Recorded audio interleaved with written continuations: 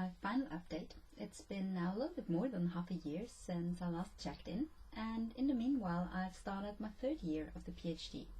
So in Denmark, that means that I'm on the last stretch. As I told you in an earlier vlog, PhDs in Denmark, they're strictly limited to 3 years, which obviously has some advantages, so it's more plannable, it has a clear end and won't take forever to complete. And since you don't have to do so much teaching on the side unless you want to, and there's only very little administrative work that you have to do, it's also quite feasible. But it also means that there's not a lot of time to play around, to toy with ideas, or to create any types of hiccups or delays in any way. Detours that you created at earlier stages of the PhD, those will now come back at you. And in my case, that concerns some delays with my data collection. So I started off my PhD with a lot of conceptual work, with a lot of theorizing. So I wrote a couple of theoretical papers, which are out there, which is great, but of course that created delays in actually starting empirical data collection. Also, when I started, I had some fairly well-defined idea of the kind of study I wanted to make, but obviously as I started to engage more with the literature, as I learned more, I started to see flaws in the original design, and obviously I found ideas for much better, more interesting studies that I could conduct. So all of that led to a restructuring of the original research idea, and also then to some delays in actually getting it to a point where I can apply it. The second big stumblestone in developing my research is my research topic.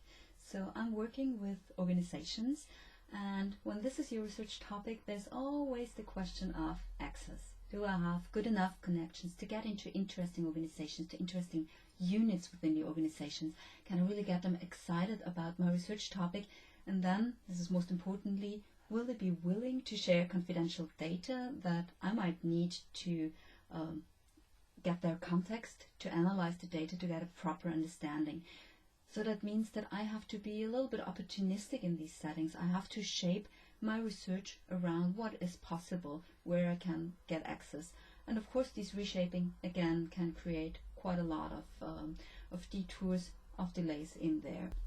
And so all these delays, they mean that now I have only 11 months left, and I have to really push full speed to get my empirical data collection done. So this is what will create quite a bit of stress during my last year now. The second big stressor of my last year is obviously the uncertainty of the time after the PhD. So other than some of my colleagues who, like me, came from industry, I do not really plan to go back to industry or consultancy after my PhD. So I took quite a liking to the academic life.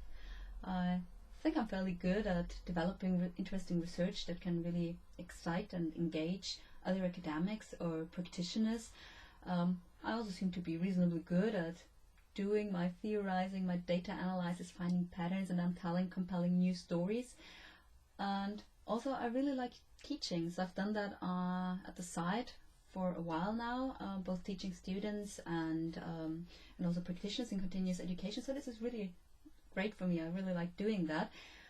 So that means if I want to stick around with research and teaching, I also have to acknowledge that this is maybe not the most easiest career path to plan with. So if I would like to go to industry or consultancy afterwards, it would be reasonably easy to find a suitable position in the area where I'm currently living. If I want to stick with academia, the next obvious step is taking a postdoc position. So the issue with postdoc position is that those that are exciting, they might be quite far away, and they're often quite limited to just a year or two, maybe 3. So that could mean moving around just for a short time. On the other hand, if I want to develop my project here with my current university, I have to apply for funds, which is first of all quite time consuming, time that I might not have during my final year.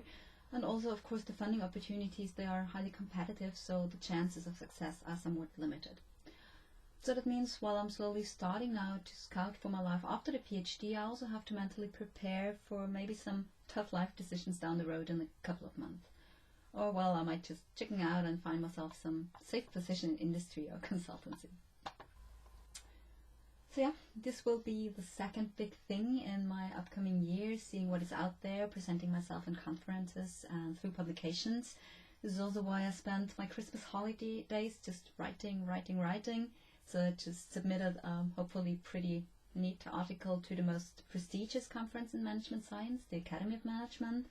I also submitted a total of 3 contributions to another great conference, the EGOS, the European Group of Organizational Studies, where they have this year a specific conference track on my particular research interest, heuristics in organizational decision making. So this is, for me, was kind of the clear choice of the place to be, to engage with my community and build up connections to other interested researchers and potential institutions that might at some point become an academic home for me in the future. So yeah, this is what I will do this year, pushing my research and also pushing myself out there to become more visible, to create networks and connections. On that note, I'm gonna conclude my vlog. I hope I could provide some interesting insights to you, particularly if you are considering a position or applying for a position in Denmark. It was also really fun to interact with you through some emails. So initially I thought only my mom would watch, but given that I did get some questions and some responses from you guys, it was pretty cool to know that some of you actually took interest in all of that. So good luck with your any plans for scoring a PhD position. I can only say that for me personally, starting a PhD was one of my really best life decisions and biggest life changer, I would say. So I can only recommend it for everyone. On that note, take care and bye bye.